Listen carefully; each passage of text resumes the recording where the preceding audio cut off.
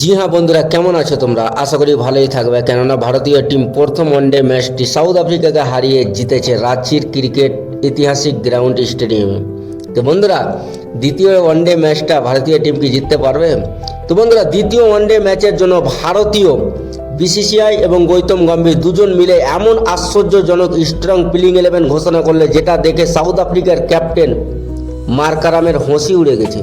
তিনি চমকে গেছে, ভারতীয় এত সুন্দর প্লেইং 11 দেখে চমকে গেছে। তো বন্ধুরা, প্রথমে তো ম্যাচটা অনুষ্ঠিত হবে রায়পুর, ইন্ডিয়াতে, ভারতীয় টাইম অনুসার 1:30 দুপুর। তো বন্ধুরা, চলো এবার দেরি না করে চটপট করে দেখে নিই ভারতীয় প্লেইং 11টা। বন্ধুরা, সর্বপ্রথম আমার সে এসএসবি জয়সওয়াল আর রোহিত শর্মা দুজনের। এসএসবি জয়সওয়াল ভালো মানের ওপেনার, তাতে কোনো সন্দেহ নেই। তিনি প্রথম আফ্রিকার বিরুদ্ধে ওয়ানডে ম্যাচটিতে ভালো রান করতে পারেনি, কিন্তু তার বদলা রোহিত শর্মা নিয়েছে আর বিরাট কোহলি নিয়েছে। তো বন্ধুরা, 3 নম্বরে দেখা যাবে বিরাট কোহলি, যে ভারতের মাটিতে কিং, আর তাকে কিং নামে পরিচিত, তাকে কিং নামেই চিনে। 4 নম্বরে দেখা যাবে বন্ধুরা ঋতুরাজ গায়কোয়াড়কে।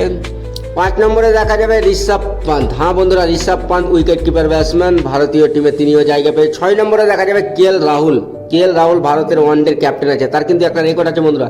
তিনি 13টা ওয়ানডে ম্যাচে ক্যাপ্টেনশিপ করেছে, 12টাতে জিতেছে, একটাই ম্যাচ হেরেছে। এর মানে দ্বিতীয় টেস্ট ওয়ানডে ম্যাচটাও জিতবে বন্ধুরা।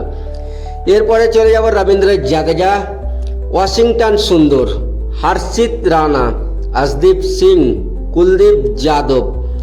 আর সাউথ আফ্রিকাও কিন্তু 1-1 ম্যাচে সমান হওয়ার জন্য তারাও শক্তিশালী একাদশ ঘোষণা করেছে। তো চলো বন্ধুরা, সাউথ আফ্রিকার প্লেইং 11টা দেখে নিই। তো প্রথমে নাম আসছে Ryan Rickelton, wicket keeper batsman, Quinton de Kock তার সঙ্গে ওপেন করতে দেখা যাবে। 3 নম্বরে দেখা যাবে টনি দে জর্জি।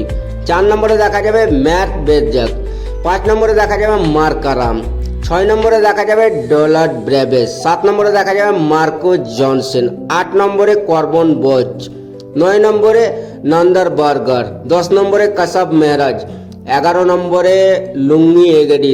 তো বাবুমা ভাই আউট, বাবুমাকে এই দ্বিতীয় ওয়ানডে ম্যাচটিতে আর দেখা যাবে না। বাবুমা কিন্তু আমরাকে গরু হারার মতন করে টেস্ট হারালছে, তাকেই টিম থেকে বের করে দিয়েছে। তো বন্ধুরা, ভারতীয় টিম কতদূর শক্তিশালী তোমরা কিন্তু কমেন্টে জানাও। তোমরা যদি ভারতীয় টিমকে ভালোবাসো তাহলে এই চ্যানেলটাকে সাবস্ক্রাইব করে একটা লাইক করে, ফেসবুক থেকে দেখলে ফলো, কমেন্ট, শেয়ার এবং কমেন্ট একটা সুন্দর করে লিখে দাও, আমি ভারতবাসী। তো বন্ধুরা, এখানে সুস্থ